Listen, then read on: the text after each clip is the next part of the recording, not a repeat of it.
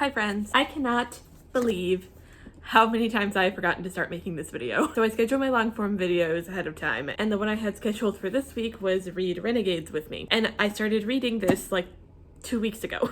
2 weeks ago as of the time that this video goes up. And so I've been reading it for a couple of days now, and I'm already like on page 81. I wanted to get me like starting the book and everything, but I didn't. Anyway, hi, I'm Poe.Darcy. I'm reading Renegades by Marissa Meyer for the first time. Last year I read The Lunar Chronicles by her and I loved it, and I'm wanting to read this as well as her other two fairy tale adaptations, Gilded and Cursed, this year because I really like her writing and I love how she incorporates the lore and everything. Oh, I also read Heartless by her last year. I think it was either last year or earlier this year. So I'm starting this. This is kind of a different vibe than her other books. You know, the other books have been fairy tale based. This one is superheroes, which honestly, this is my first time reading a like superhero novel. I'm actually like working on a story of my own that's like an urban superhero novel thing. For context, for anybody who doesn't know what it's about, the Renegades are a syndicate of prodigies, humans with extraordinary abilities, who emerged from the ruins of a crumbled society and established peace and order where chaos reigned. As champions of justice,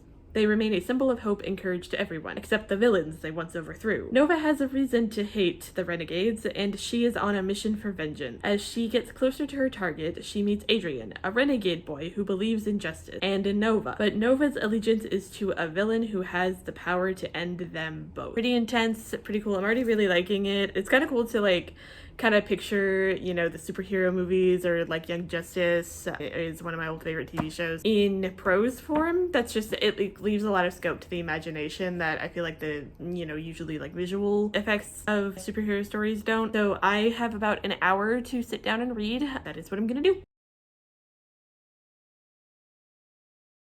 It's the next day and I had a really good time reading. I got to the end of chapter 8 and that whole thing reminds me of My Songs Know What You Did in the Dark, that song by Fall Out Boy. I know if you've read the book, you know what I mean.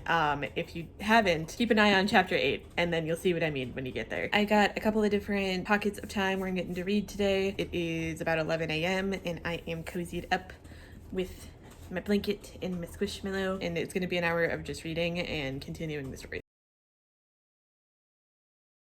I am officially like past page 200, and so because the story is so long, you know, a lot of things are kind of going slowly, which is good. Like it works well for this story. It's just kind of funny because it's dual POV and it's told between like the point of view of two different teenage super-powered people. There's definitely plenty of angst.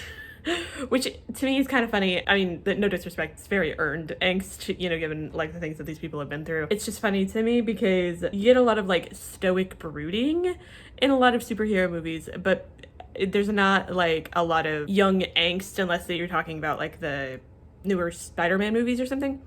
And so it's just kind of funny to read on page because, and not only funny, but it's actually really good because the characters are more realistic, you know, they're like responding realistically to circumstances that they're in. So yeah, I'm enjoying that.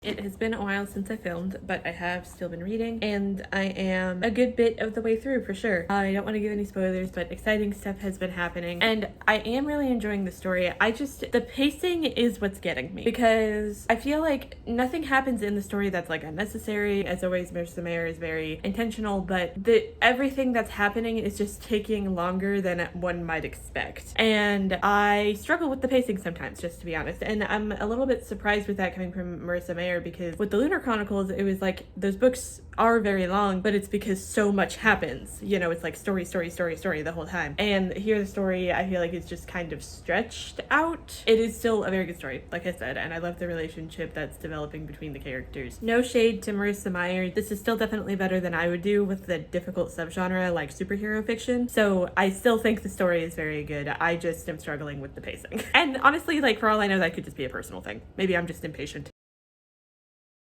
I finished my reading session for the morning, and I'm not gonna say what because it leads to a whole lot of like spoilers for plot points and stuff, but something actually made me cry. I was just sitting there and imagining all of that going down in real life. I just started crying. The relationships between the characters, I think, are my favorite part. They're definitely very genuine and deep. I finished Renegades and it was good. Like I said, I did struggle with the pacing a little bit, but once I kind of like got into that rhythm, it was easier to follow, and the story is really good.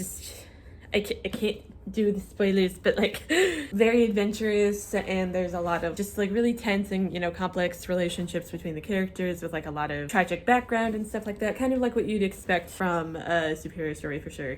One thing I will say is that some things are a little predictable until they're not. It's like, you know what's gonna happen, but you don't know how it's gonna happen, or there's like facets to it that you can predict. I do think, so this is definitely like functioning like a true trilogy. Like the structure is definitely like, this is act 1, Arch Enemies is going to be act 2, I'm pretty sure, and then Supernova is going to be act 3, I think. I enjoyed a lot of the social commentary as well with like government and politics. I thought that was, I don't know that I'd say subtly, but like it makes sense for the story. You know, it's like, it doesn't feel like it was just shoehorned in. It makes sense for the story, and it actually makes the story a more engaging read because you get to like think that through with the characters. If you've been around for a while, you know the things, but I am going to go ahead and repeat. I have an author newsletter that you can subscribe to. That link is going to be in the description of the video and my bio. I post writing advice. No, actually, I don't post writing advice on the newsletter. I post writing advice on my social media. That's going to be Poe.Darcy.Author on Instagram and TikTok. I do post writing updates and writing anecdotes on the Journey with Poe Darcy in my newsletter, like I said, in the description or in my bio. I also do like my top books of the month, so you'll get to see if it's this one or if it's another one that I didn't film myself reading.